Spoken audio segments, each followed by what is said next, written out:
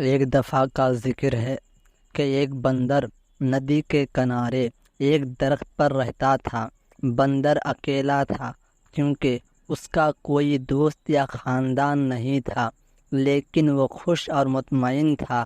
درخت نے اسے کھانے کے لیے کافی میٹھا جامن کا پھل دیا۔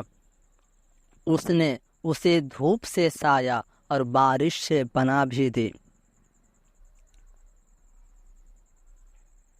ایک دن ایک مگرمچھ دریا میں تیر رہا تھا۔ وہ بندر کے درخت کے نیچے آرام کرنے کے لیے کنارے پر چڑھ گیا۔ بندر نے پکارا، ہیلو، جو ایک دوستانہ برتاؤ کرنے والا جانور تھا۔ مگرمچھ نے حیران ہوتے ہوئے جواب دیا، ہیلو، کیا تم جانتے ہو کہ مجھے کھانا کہاں سے مل سکتا ہے؟ اس نے پوچھا، میں نے سارا دن کچھ نہیں کھایا اور میں بھوکا ہوں۔ اب آپ سوچ رہے ہوں گے کہ مگرمچھ بندر کو کھا جانا چاہے گا، لیکن یہ بڑا ہی شفیق اور شریف مگرمچھ تھا، اور یہ خیال کبھی اس کے دماغ میں نہیں آیا۔ میرے درخت میں بہت پھل ہیں، کیا آپ کچھ کھانا چاہیں گے؟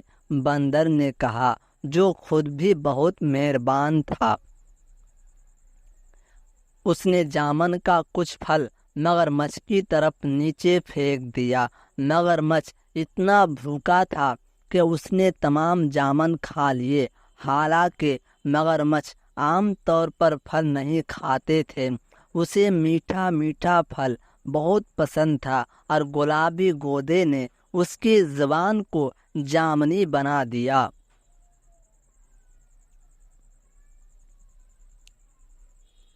جب مگرمچھ اپنی مرضی کے مطابق کھا چکا تھا تو بندر نے کہا، جب بھی آپ مزید پھل چاہیں واپس آ جائیں۔ جلد ہی مگرمچھ ہر روز بندر کے پاس آتا تھا۔ دونوں جانور اچھے دوست بن گئے۔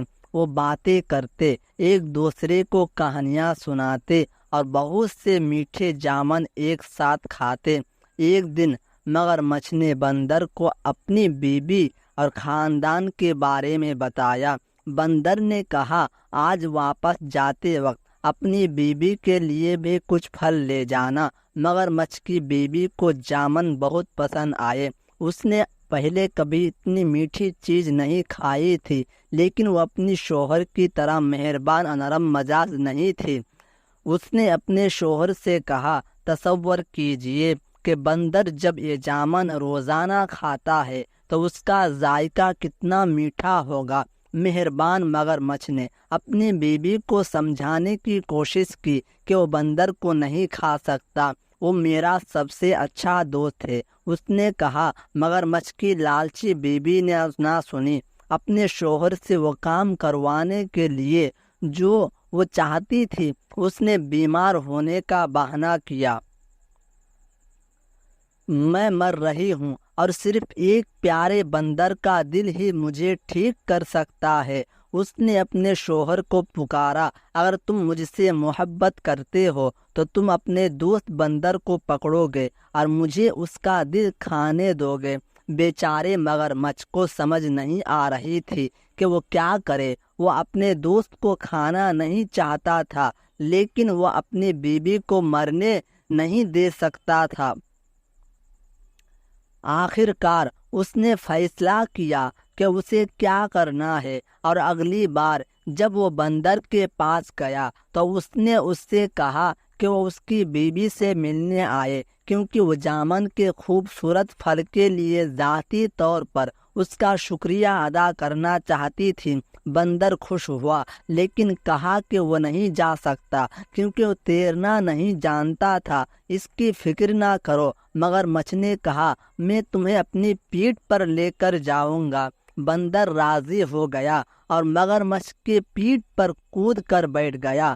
چنانچہ دونوں دوست گہرے چوڑے دریا میں چلے گئے۔ جب وہ کنارے اور جامن کے درخت سے بہت دور پہنچے تو مگرمچھ نے کہا، مجھے بہت افسوس ہے، لیکن میری بیوی بہت بیمار ہے اور کہتی ہے کہ بندر کا دل ہی اس کا علاج ہے۔ مجھے ڈر ہے کہ مجھے تمہیں مارنا پڑے گا، حالانکہ میں ہماری باتوں کو یاد کروں گا۔ بندر نے جلدی سے سوچا اور کہا، پیارے دوست، مجھے تمہاری بیوی کی بیماری کا سن کر بہت افسوس ہوا۔ مجھے خوشی ہے کہ میں اس کی مدد کر سکوں گا، لیکن میں نے اپنا دل جامن کے درخت میں چھوڑ دیا ہے۔ کیا آپ کو لگتا ہے کہ ہم واپس جا سکتے ہیں تاکہ میں اسے لا سکوں؟ مگرمچھ نے بندر کی بات مان لی۔ وہ مڑا اور تیزی سے تیر کر جامن کے درخت کی طرف گیا۔ بندر اس کی پیٹھ سے چھلانگ لگا کر اپنے درخت کی حفاظت میں چڑھ گیا۔